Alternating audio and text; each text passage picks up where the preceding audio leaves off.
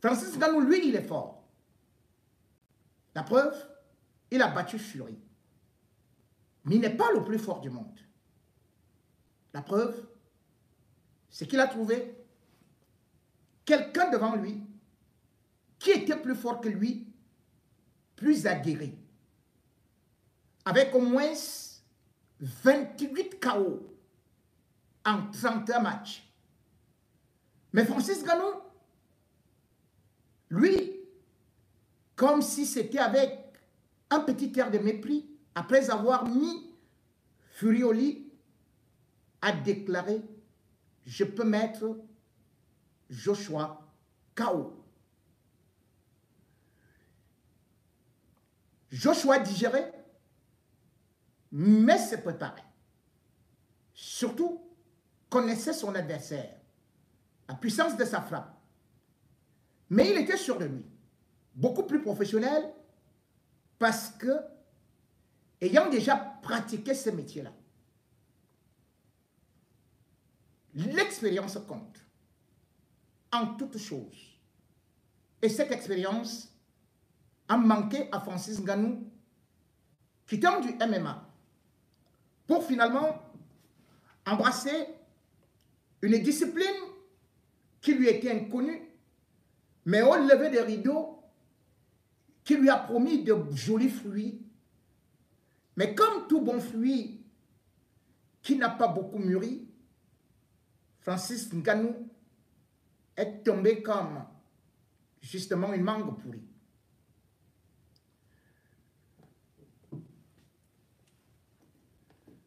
Une nuit où il n'y avait pas d'étoiles pour l'Afrique noire. Une seule personne a vu les étoiles. C'était Francis Ngannou, qui d'ailleurs a dû pratiquement sortir de son demi-coma grâce à l'assistance de l'oxygène. Ce Francis Ngannou, également, nous pouvons applaudir parce qu'arrivé à ce niveau-là,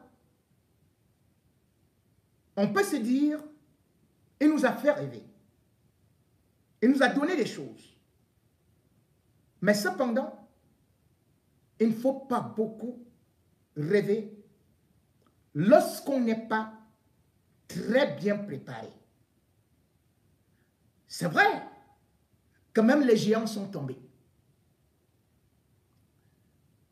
La preuve, c'est que celui que j'ai cité, Cassius Clay, devenu Mohamed Ali, avait aussi connu une nuit difficile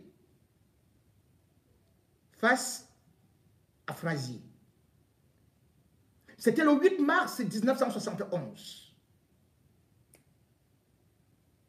Il était allé au tapis, mais ce n'était pas un KO. Puis il était revenu pour se venger. Avant de le faire, il faut se dire que, contrairement à beaucoup d'autres, lui, il était déjà guéri. J'ai entendu beaucoup d'entre nous, et même Joshua aussi, encourager Ngannou à ne pas abandonner la boxe. On peut dire oui, n'abandonne pas, ne lâche pas, on est derrière toi. Mais en même temps, l'échelle peut être très haute. C'est vrai que c'était le haut niveau. Là. Peut-être qu'il peut trouver des adversaires de son niveau. Mais lui là, costaud, robot, vrai taureau, machine à KO. Ce genre-là, on ne s'amuse pas à le regarder de haut. D'autant plus que Francis Ngannou nous a montré qu'il avait des difficultés pour ne serait-ce que ses déplacements, ses esquives, ou encore beaucoup plus habitué à l'offensive Il était nul à la défensive. D'où ces coups qu'il a accueillis comme des coups de marteau. Ces marteaux qu'on nous parlait en Côte d'Ivoire à la CAN.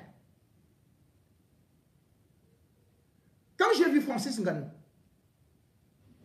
habillé déjà avec une jupe rose, j'ai dit à mes enfants, bonne nuit, allez vous coucher. Je ne veux pas les pleurs du mbolet.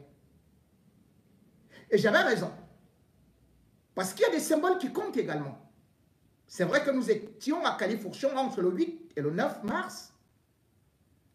Une grande veillée. Mais, en se présentant devant Joshua, Francis était déjà presque dans le rôle d'une femme battue. Une femme violentée, voire violée, puisque 3 coups, avec une telle violence, sans passer par les câlins, sans passer par les préliminaires. Mais non, cette belle tenue que portait Francis Ngannou, cette jupette-là me rappelait celle de Chantal Biya quand elle dansait les ballets à l'Institut tout. Et ça me rappelait également la tenue qu'elle a choisie. Un peu rouge, un peu rose, souvent ce sont ces couleurs, pour la commémoration des droits de la femme. Francis Ngannou a donc été mis à l'épreuve. Une épreuve de l'échec. Une épreuve aussi de l'échec de sa popularité. Lui, il faut le dire, nous soutenons Ngannou. Mais en réalité, regardez comment sa cote de popularité a eu assez dégringolé. Lorsqu'il affrontait Fury, tout le Cameroun était derrière lui. Toute l'Afrique était derrière lui.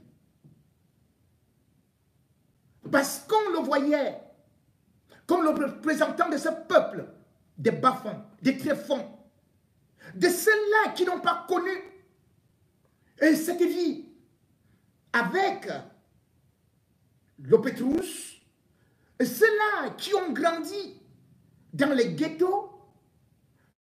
On les met parce que, avec ce beau haricot, aux côtés de sa mère, il représentait le bas peuple. Mais ce Francis Ngannou-là, après sa victoire, était déjà beaucoup plus avec ceux d'en haut. Beaucoup diront, ne mélangeons pas sport et politique.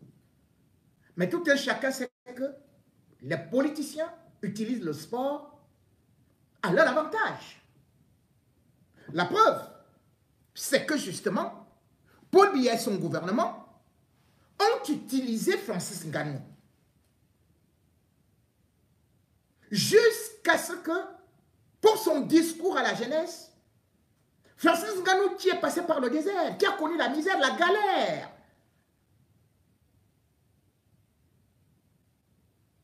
qui a traversé par la mer, soit présenté comme le modèle de réussite de la jeunesse camerounaise. Lui, parce que Paul Biya avait longtemps utilisé le football. Le football étant passé à côté, il fallait maintenant utiliser Francis Ngannou. Francis Ngannou s'est donc retrouvé, lui, sportif, bien sûr, dans la discipline de la boxe, aller au Ballon d'Or. Et ce n'est pas tout. Ses amis qui ont traversé le désert avec lui. Je parle par exemple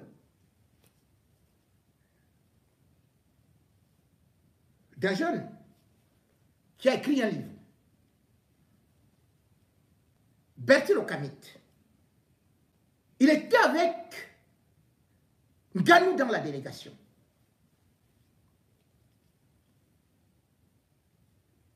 dans ses péripéties.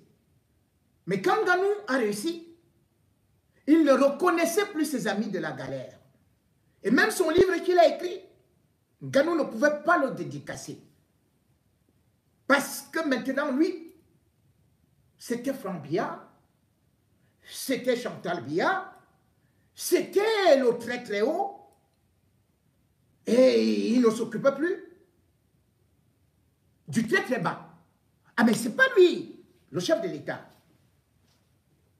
Mais direz-vous. Mais sa personnalité va au-delà.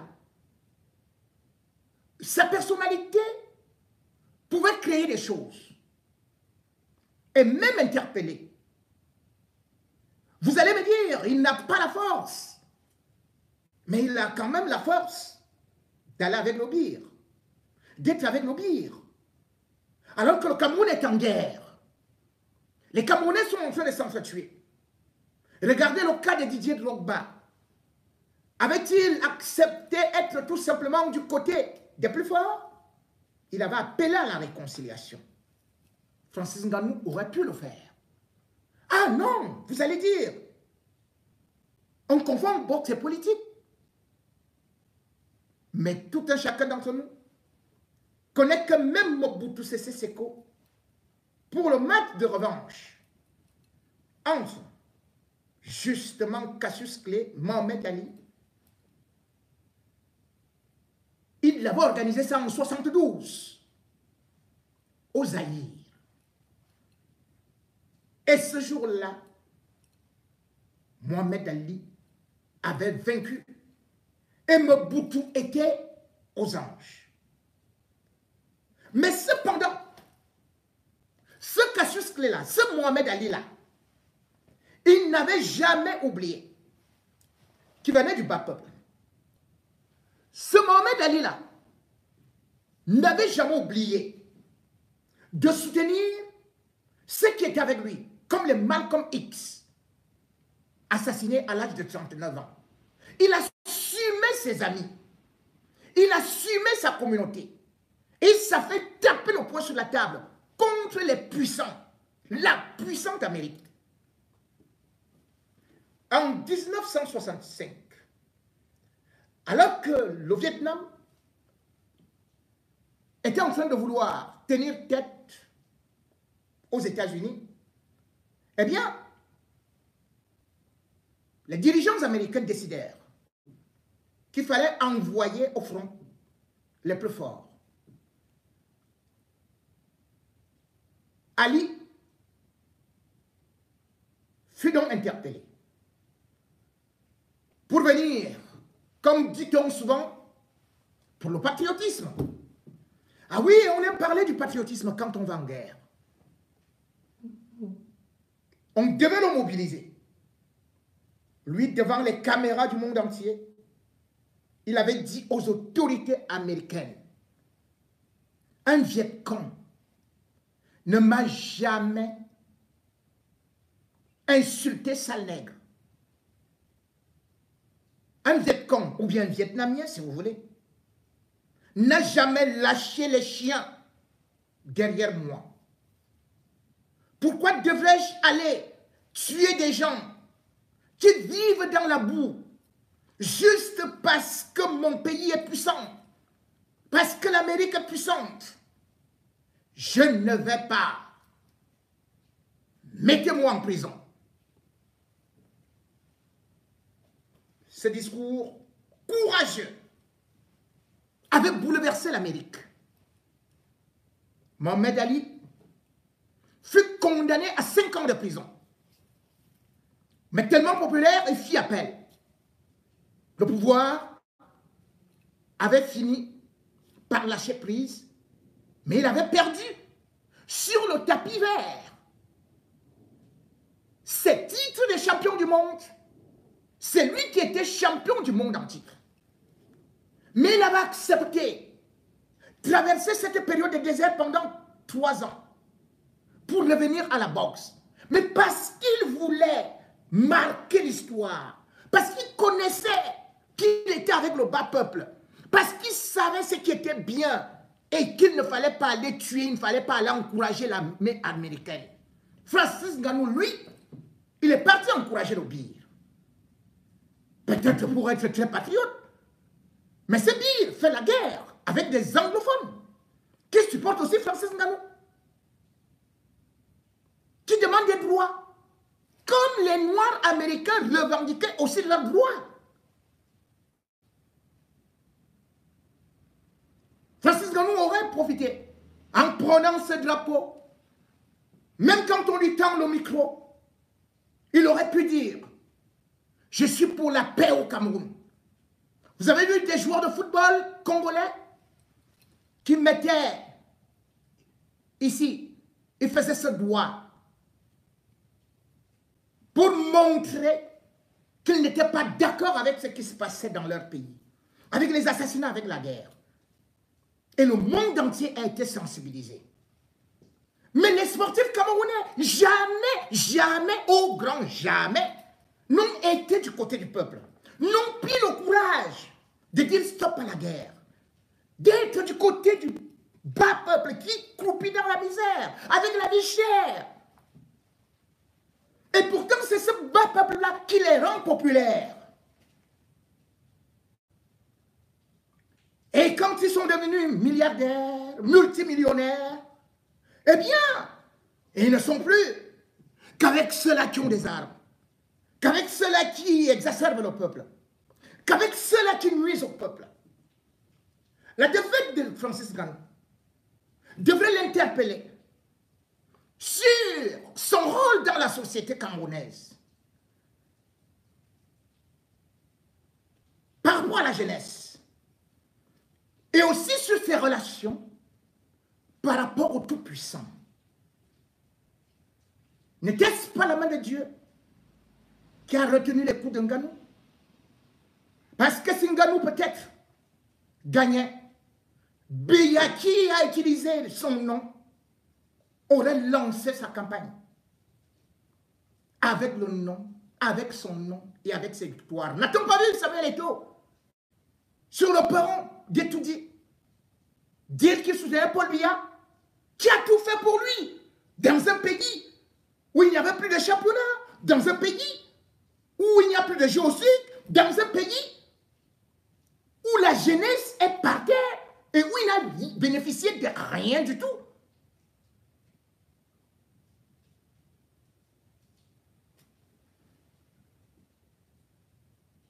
La défaite, me direz-vous, peut être logique. Parce que Francis Ngannou n'a pas d'expérience.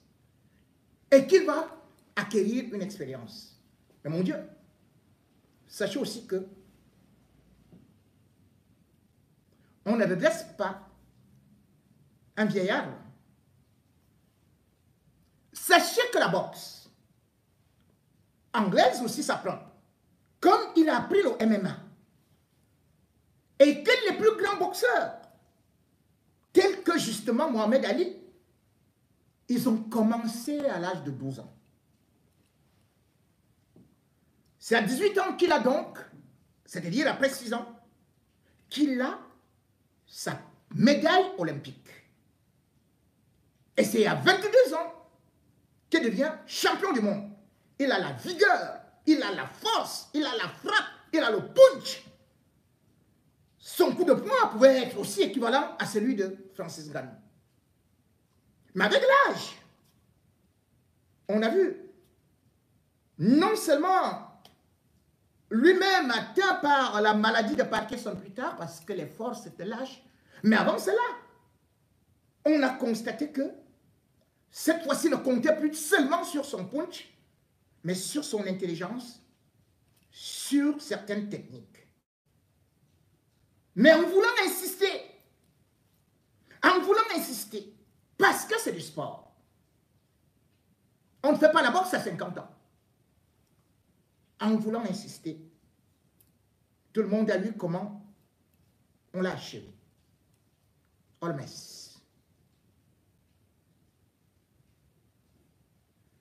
Tout le monde a vu la dégringolade de Mike Tyson. Qui pouvait affronter Tyson? Il était aussi fort. Mais finalement, lorsqu'il est revenu parce qu'il avait déjà aussi de l'âge, il ne pouvait plus compter que sur ses dents. Ce fut une mauvaise sortie. Oui, je crois en Ngannou. Je crois en sa force. Mais vu l'âge, 37 ans, et que je sais que jusqu'à présent, le plus grand boxeur, qui d'ailleurs, parce que c'était un match, un combat arrangé, c'était à 42 ans. Et on sait que c'était du théâtre, une mise en scène. Combien d'années peut-il tenir sur la boxe anglaise? Le MMA sera peut-être encore mieux parce qu'il est déjà champion du monde là-bas et parce qu'il a une force brutale, une force incroyable et parce qu'il maîtrise plus des techniques de là-bas et parce qu'il a déjà aussi eu de l'argent, peut-être pour sa retraite. Petit frère, les critiques que nous faisons, ce n'est pas pour vous dénigrer. C'est juste pour vous remettre sur la réalité. Les Camerounais vous ont beaucoup aimé. Vous aimez encore. Rendez cet amour aux Camerounais, aux Africains. Soyez le modèle d'un enfant de famille modeste qui reste accroché à ses racines. Une seule fois, Mohamed Ali avait commis une erreur et il avait demandé pardon parce qu'il avait dit « Je suis né dans le ghetto, mais je ne peux plus vivre dans le ghetto. » Par la suite, il avait dit « Non, je n'étais pas lucide. » Vous êtes la lumière du ghetto. Restez la lumière du ghetto. Faites rêver le ghetto.